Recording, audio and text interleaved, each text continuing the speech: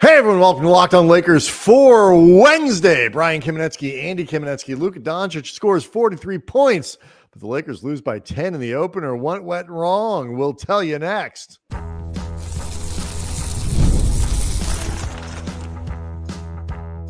You are Locked On Lakers, your daily Los Angeles Lakers podcast, part of the Locked On Podcast Network, your team every day.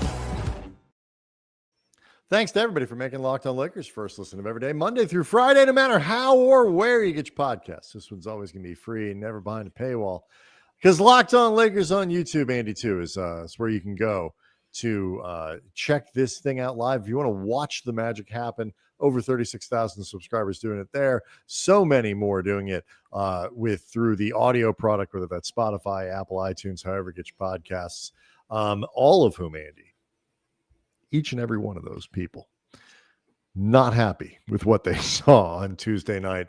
Lakers lose in the opener 119-109 in a game that, quite frankly, didn't feel that close, at least not after halftime. Luka Dončić had 43, AR had 26. Thus endeth the highlight reel. Yeah, it's funny, actually. It was a doubleheader kicking off the new NBA on NBC era, which in and of itself, very fun. Like, particularly if you are old enough to remember the NBA on NBC theme and the graphics and, you know, MJ at halftime, I thought looking a little sloshed, but whatever. He's allowed. But like, all of that was fun. But the opening game of the Thunder and Rockets went to double overtime, which pushed the Laker game to premiere on Peacock, which you could tell threw everybody for a loop. And it almost felt like a microcosm of the Lakers just not quite being where they were supposed to be, whether you mean literally on NBC or whether you mean on both sides of the ball, different spots. There was just a lot lacking cohesion for the Lakers tonight. You know, it was funny, like, you know, in the broadcast, you know, for people watching, I know judging just by people's responses online, there were a few people who are apparently now realizing I might need to subscribe to Peacock, but like they did that old school thing where like having streaming service on their billing. Who don't want to pay for that? I get it. I understand why people. I'm glad that we eliminated cable so we could remake cable. But more expensive. You know, they did that. They had to do that sort of old-fashioned thing. Like, it's almost like, you know, like they do when you cut from the national football game into the other one. It's like, we welcome the viewers who are just joining us from the Vikings versus the Buccaneers. It's you know, they had to restart the broadcast. Every time they brought up Peacock, they sounded like apologetic. Yeah, it is an arrogant bird, Andy, the Peacock. Yeah. But look, I mean, you start with you know, Luka, and the Lakers got what they needed out of Luka by all that and more. It wasn't even just like a 43 that were, you know, off, you know, horrible volume or something like that. They were 17 and 27 from the field. He had 12 rebounds. He had 9 assists. I mean, like, this was the Luka performance that the Lakers. What's crazy is he actually got off to an inefficient start from the field. Like, after his first 7 or 8 shots, it felt like he barely missed because he actually barely missed. Yeah. So, I mean, that part went quite well. Austin Reaves was not perfect. You know, he was very quiet coming out of halftime. In that, as we will discuss, he had plenty of company. But overall, you know, 26 points for AR, 9 assists. He did have 5 turnovers. I mean, well, again, it wasn't a perfect night, but it was certainly a good enough performance from Reaves. You ought to be able to absorb it. Like, but then you start looking around at kind of what went wrong. And, you know, early in the game, the Lakers, I thought, were sort of sloppy but scrappy. You know, they were playing very hard. I thought some disorganization. They did not carrying a trend to last year. They did not respond well when Golden State zoned them up early in the game. They had a terrible time generating good looks. They, couldn't shoot their way out of it, couldn't get themselves into the middle of the zone. That hurt them. Then when things got a little bit better, they go in the halftime, they come back out and they were just dead coming into the third quarter, just flat out lifeless coming out of the break. And JJ talked about that after the game. Some of his quotes included, "We continue to be a terrible third quarter team. They're not ready to start the third quarter." He said that this is something he and his staff need to figure out. It's, as he noted, something that had happened with them last year, but frankly, it's been a trend for the Lakers for a while. Like, this is something that preceded JJ Redick. It preceded Darvin Ham. I would need to really start thinking back to how much it preceded Frank Vogel, and I'm not counting the years where it was just, off in the wilderness with the kids, disorganized. But like, it's been a trend for a while that the Lakers have really come out flat for third quarters. And you could see over the course of this game, we'll get into some of the specifics that really hurt the Lakers, but the lack of cohesion and connectivity and just overall synergy between a team like the Lakers that has a lot more new parts to put on the same page. They don't have LeBron, which is obviously a big deal. And as we talked about a lot, I certainly don't think they got the fullest use out of their training camp, regardless of how much you think it was justifiable, the approach that they had, or they had no other choice, played the cards that they were dealt, whatever. The lack of cohesion, or the difference in cohesion between them and a team like the Warriors that had something of a disconnected training camp themselves, but they've had a lot of guys there for a while, and the foundation of Steph and Draymond, they can run that system with their eyes closed.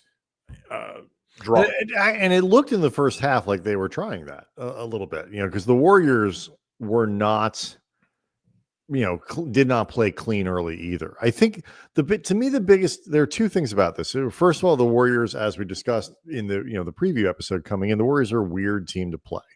I realize they played them in the preseason, but nobody's sort of doing their stuff in quite the same way. The games aren't moving at the same speed and all that.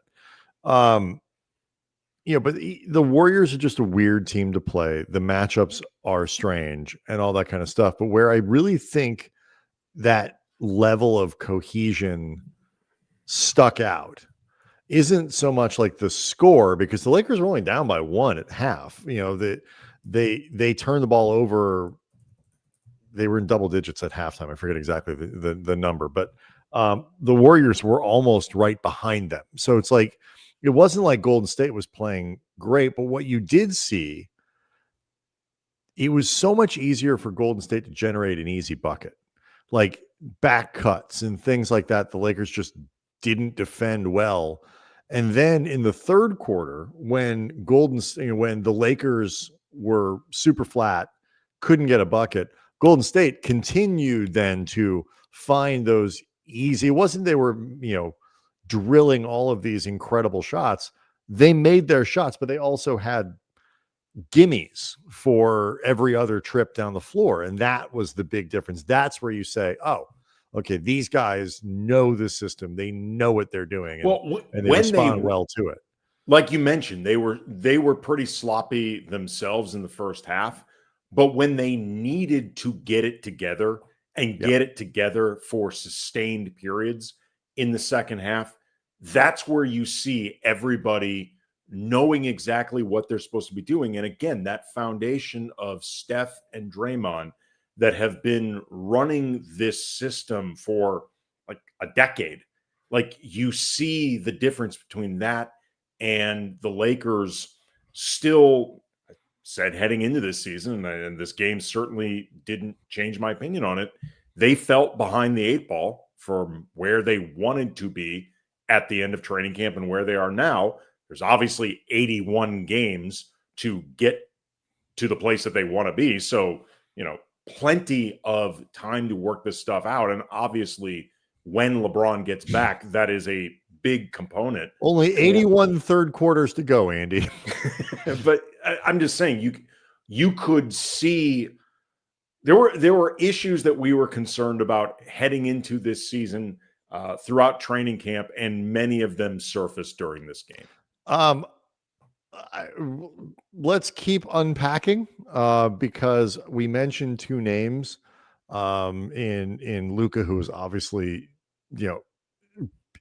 beyond outstanding, whatever the next level above that is, and Reaves, who was certainly good enough. We didn't mention any other names, and that is a problem, and we'll discuss that next. Locked on Lakers is brought to you by Prize Picks. Every day we make decisions, but on Prize Picks, being right with those decisions can actually get you paid. Don't miss the excitement of this football season with Prize Picks, where it is good to be right. Playing Prize Picks is a fun, simple way to add more excitement to football. You can just pick more or less on player projections like Josh Allen's passing yards or Saquon Barkley's touchdowns, and you're in the game. I love how quick it is. You can make your lineup in under a minute. They've got a new feature called Stacks. So if you want to ride with a player, you can select their passing yards, their rushing yards, their touchdowns, all in one lineup. Download the PrizePicks app today. Use the code LOCKEDONNBA to get $50 in lineups after you play your first $5 lineup. That's code LOCKEDONNBA for $50 in lineups after your first $5 lineup. PrizePicks, it is good to be right. Locked on Lakers is also brought to you by Built, Andy. I'm a renter. You're a renter. Nobody likes paying rent if you're a renter, but if you must pay the rent, and you must because they'll throw you out otherwise, you might as well get something for it, and that's where Built comes in. Built is changing the game by turning your rent payment into real rewards that you can actually use. And when you pay your bills, your rent bill through Built, you're in flexible points that can be redeemed toward hundreds of hotels and airlines, a future rent payment, your next Lyft ride, and more. But Built isn't just about rent. It's about rewarding you around your entire neighborhood. So, when you're grabbing food at your local restaurants, heading to the gym, you can feel like you're earning rewards, while you're doing those things, just again, off of your rent payment. So Built has made everyday life feel more rewarding, from your neighborhood to your travel plans. Turn your rent into rewards and start earning points around your neighborhood by going to joinbuilt.com/lockedonnba. That's joinbilt.com/lockedonnba. Make sure to use that link so that they know that we sent you. I think, you and I were very optimistic about the Deandre Ayton era beginning here for the Lakers. I think for the signing, an era may be premature, but yeah, because if it goes really well, it may only last a year, right? A short era, but it is certainly fair to say that there were a great many skeptics, and that there were a lot of people who maybe, didn't light their torch, but had it with them, maybe weren't carrying their pitchfork, but knew where it was, and were ready to grab both at the first sign of poor play from Deandre Ayton. And while I actually thought the first couple minutes he wasn't bad, and had a certain energy, overall, this was not a strong game from Ayton. He was the only other person in the Lakers lineup to hit double figures, 5 of 7 from the floor, 10 points, but surprisingly inert on the glass, only 6 rebounds, had 1 block, and just didn't look comfortable, wasn't in the flow. Not a good matchup, I think, for somebody like Ayton, given what the Warriors do. We'll see on Friday, for example, when the Lakers play against Minnesota, a little bit more of traditional centers there for him to work off of, but not a good debut for Deandre Ayton. No, I said heading into this game that I was curious exactly what they would do with DeAndre, specifically on the defensive end, because there's no natural matchup for him at all in this game. There were a few times, like I remember, for example, he had a really good challenge on Al Horford in the corner and forced a miss, and it led to a Laker possession. But for the most part, there's not a natural defensive assignment. was noted by the commentators a few times. He is not comfortable spending a ton of time in space. And the Warriors are a team that spreads things out a lot. Yeah, it is not a good matchup for him. And then offensively, the Deandre Ayton piece of this, I think, is in a lot of ways emblematic of the overall lack of cohesion with this team right now, because they're clearly trying to get him involved. Like they are looking to make Deandre Ayton a part of the offense, like a pretty, I think, prominent part of it, especially while LeBron is out. But it is, to put it mildly, a work in progress right now. And everybody is not on the same page. And DeAndre Ayton's comfort in what they're doing to get him the ball is clearly not there. And their comfort in execution in getting him the ball often led to some of the sloppiness that we saw offensively. I do think it is important to note DeAndre Ayton had company. You look around the starting lineup just before we even get to the bench. Rui Hachimura had a couple shots in the second half, or the second quarter, I should say. So, go down. They looked like he might get going, but he finished with 9 points. That's not going to be enough. Only 6 shots too. He was 3 of 6 from behind the arc. Those were his only 6 shots. It again gets back to my general concern, even before even with LeBron out, just will Rui be involved enough in this offense? And this was a night where he wasn't. Just the ball wasn't kind of popping around a little bit. And we'll get into some of this over the course of the rest of the week. Like, what is different when LeBron isn't there and the offense becomes so centered around Luka? Mm-hmm. It was going to be that way anyway. It's going to be centered around Luka, but it's different. It's different when it's the two of them versus the one. And that's something to look at. But, Gabe Vincent, the 5th starter, he did start this game. He had 3 points on 4 shots. He had no assists. He had 1 steal. And so, like, the impact here, it was a -5 and kind of went along with the rest of the starting lineup. But, that's not, you got 43 from Luka, 26 from AR, and 22 from the other 3 starters. I think at halftime, when the Lakers had their 54 points, it was 49, I believe, was the number that either AR and Luka scored or assisted. Well, so it just gives you an idea of how dependent on those two the offense was. Well, to put this in perspective, Luka had 27 shots, Austin 16. Those guys both got to the line 10 times. Both missed 3 free throws apiece. The Lakers missed 11 as a team. Mm-hmm. And again, just the things that were in the Lakers' control that went poorly. 11 missed free throws combined with 19 turnovers. Like, that in and of itself is a foundation. 23 points off turnovers. Like, that in and of itself is going to make it difficult to win games. But those two guys had 43 shots between them. The rest of the Lakers, the other 7 guys who stepped on the court, had 33 shots. Yeah. So obviously the imbalance is pretty striking.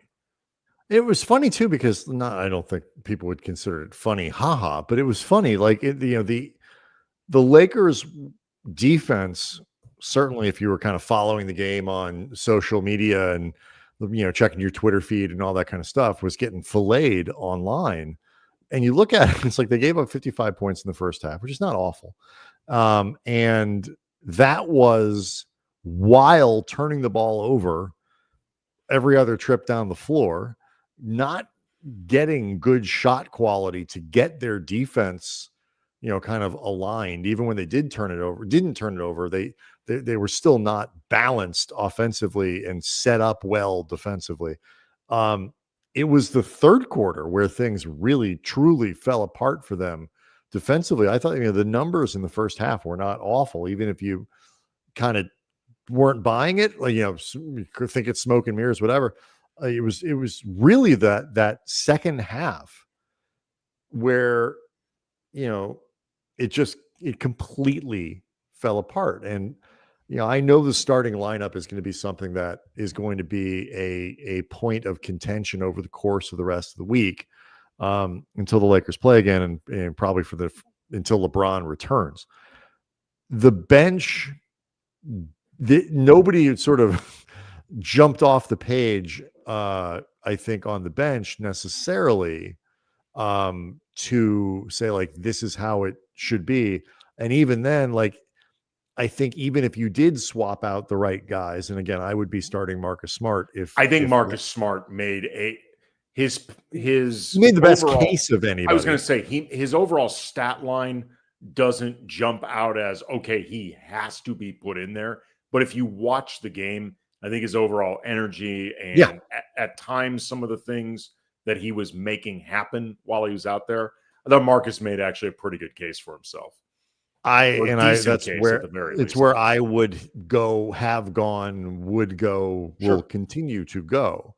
But overall, I want to ask you what you thought about the bench generally, because even if you swap out Vincent for Smart, and those 7 minutes, I think it was the difference in their playing time. Marcus Smart played 23, Vincent played 29, so 6 or 7 minutes. Let's say you just reversed that.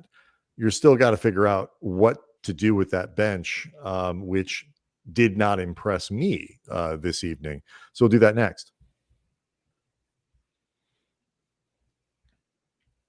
Locked on Lakers is brought to you by Rui Hachimura. And let's be real, making excuses doesn't solve anything. We've all heard it before. It's stress. I'm tired. It happens to everyone sometimes. But when it comes to performance, sometimes your body needs a little extra support. That's where Rui Hachimura comes in. RuiHachimura.com offers fast-acting doctor-prescribed treatments for ED designed to help you stop making excuses, start making moves. Rui Hachimura is easy to get started. It makes it easy to get started. You just connect with a board-certified doctor 100% online. There's no awkward waiting rooms, no in-person appointments. If prescribed, the treatment ships discreetly to your door. Then it becomes about confidence, connection, and getting back to the moments that matters.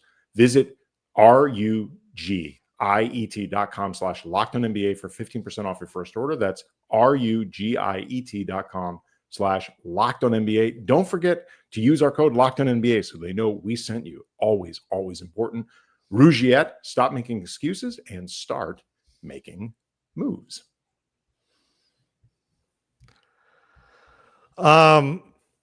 It was, you start going down the bench. It was funny to me. Like, I looked up and like, it kind of was like, oh, I feel like Jake LaRavia has been pretty active and like doing stuff. And, I like kind of the contributions he's making. And then I look at the box score, because like intangibles, you've made this point before, Andy, intangibles are good. And, energy and all that kind of stuff. Like, it all matters, but like, you gotta have some tangibles. We do need some tangibles. And I looked down, and Jake LaRavia's tangibles weren't very tangible. He had 5 points and 3 rebounds, and I was like, oh, I felt like he was doing more. And Jackson Hayes, who I actually thought looked fine. I agree. I think the extra weight, if nothing else, he grabbed a couple offensive rebounds, which is, he's not a great rebounder, and maybe looked a little bit harder to move off the glass on the offensive end. So we'll see if he's able to be a little bit more effective as an offensive rebounder now that the real games have begun. Like, I thought he was okay, but he had 4 points and 6 rebounds. And, you mentioned Marcus Smart, the closest thing to tangible production off the bench. He certainly was very noticeable, like body flying around and on the ground a lot. And there were a few sparks for the Lakers that felt directly connected to something Marcus Smart did that won't necessarily, again, jump off the stat sheet like we were talking about before. But if you were watching, you could tell it mattered. Certainly has a certain edge. I mean, there's the communication similarity, I think, between probably how Lakers, this works out well for the Lakers, how sort of Marcus Smart is viewed internally by Lakers fans. that parallels how Warriors fans think of Draymond. Nobody else likes him, but he's our guy and we like him. There's just that heel wrestling heel edge that Marcus Smart plays with. The two that of could them be very useful for the Lakers again if this all works out. The two of them got called in succession for illegal screens. First Marcus Smart, then Draymond Green, and it felt very circle of life. Like when the older guy and the younger guy both do the same thing that everybody complains about them doing that they're known for. I like Marcus, if nothing else, from the first preseason game where he was pretty invisible to where he is now. You're just starting to see more of an increase of activity, more of what you are hoping for with Marcus Smart. JJ talked after the game about how Marcus, and also DeAndre for that matter, and he mentioned Luka as well, were doing a good job as defensive communicators or looking to communicate defensively. Obviously, their communication did not solve the problems. Well, sometimes the communication was, hey, who is guarding that guy? Right. But like calling out stuff, JJ cited Marcus, DeAndre, and Luka specifically. But the lack of overall production, there's a bit of a chicken and the egg in the sense that when things start getting, we witnessed this for 10 years covering Kobe's career. When some of these guys who can be very heliocentric and can become a one-man offense in and of themselves, it can be awesome to watch. It can sometimes lead to wins, but it can also at times lead to the other guys not ever really getting into a rhythm, not ever feeling like this is where their shots are going to be coming from and anticipating.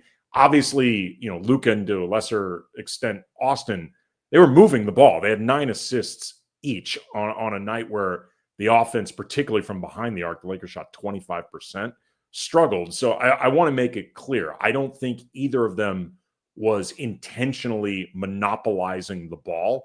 But like if you look at the box score, for example, both of them had usages in the 30s, like mid 30s. And I don't think anybody else hit 20. So I think it just, again, speaks to a bit of the imbalance and also just everyone not exactly being on the same page for how all of this stuff is going to work. Again, the Luka and Austin were not monopolizing. It's not the way I mean it. It just felt disjointed. It's just the natural, again, especially when LeBron isn't there, and Reaves operates differently as sort of a lead guard organist. Like it's not like it's like Chris Paul, as your lead guard. It just works differently. Even when AR is moving the ball and piling up assists, it's a different kind of deal. There is a lack of finishing ability with the other guys that I think is noticeable when you're trying to create offense. And, because sometimes it's going to be Luka making the pass to Ayton, who makes the pass to Rui. Rui's got to finish, or, over to Vando. Like Vando was a black hole offensively in this game Tuesday. He was awful. I think he was doing his best to provide energy and this and that, whatever. But overall, he was just a negative force, certainly on the offensive side of the ball. And there wasn't that feeling of aggression from anyone else on the roster. Smart had a couple finishes at the basket where you could see he put the ball, but even those, at least one or two of them came at like kind of, just disorganized, broken down plays, and Smart just kind of goes. There just wasn't that aggression of somebody else is going to finish and get himself a bucket. I look very much at Rui for something like that. Now, I'm not saying he had tons of opportunities that he passed up. It just, they need somebody. Like you look at the Warriors, and obviously you have Steph, and obviously you have Jimmy Butler, who had 31 points in this game, 16 of 16 from the line. But like Jonathan Kuminga was very aggressive in this game, and Buddy Hield was very aggressive in this game. And so you had those. Those guys are scorers. They are, but so is Rui. But Sure. you need to put yourself, you need to find that too. It can't just be, two guys. I don't want to say even generate all your points, but two guys who are aggressively part of that process. And so that's something that's going to need to change with this lineup from Tuesday through games 2 through 82. Yeah, this comment from Cali Omega, I think there's truth to this in talking about also the inverse of what we were mentioning before with that heliocentric stuff with Luka and with Austin. Did you see what happened when Luka didn't touch the ball? There were some very rough possessions. Guys also turned down shots, so everything was reliant on Luka and Reaves to bail out. That's why we were saying before, this night was clearly not on Luka or Austin. They were the two guys who showed up the most. We're talking about just an overall effect and thing that was happening and how it's emblematic of a team that was clearly not on the same page.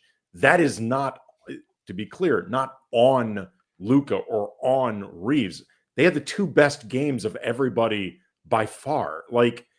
Austin was in and out of this game. He had some foul trouble, and I thought it took Austin a while to get going, but as I thought he started well second half, but he really disappeared at the beginning of the second half. They needed more of him early in that third quarter, and he wasn't there. Right. Well, it was also not there in part of it because he was on the bench and because he picked up a fifth foul in the third quarter, but he got going in the fourth where they needed anybody other than Luka.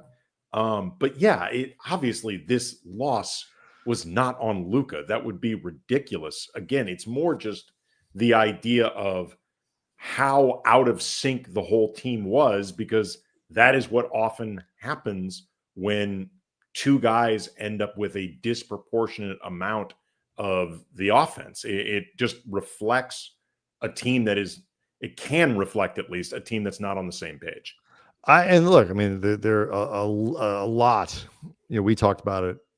Other people talked about it. It was certainly, again, if you're following kind of somebody who follows the game while watching socials and all that kind of stuff, the lack of cohesion is, it flows through a preseason where the Lakers didn't, connect a ton. They finished 1-5 in those games and were unable to, get a ton of rhythm. They had moments with the starting lineups, and it's the preseason. You do end up playing weird lineups and all that kind of stuff. But this looked like a continuation of that. They didn't look good in this game, look like a team that went through training camp. Forget the preseason games, because I think the games have become something that maybe we all collectively focus too much on. And what are they doing during practice? So, what are you building during practice? What are you building during that 3 weeks?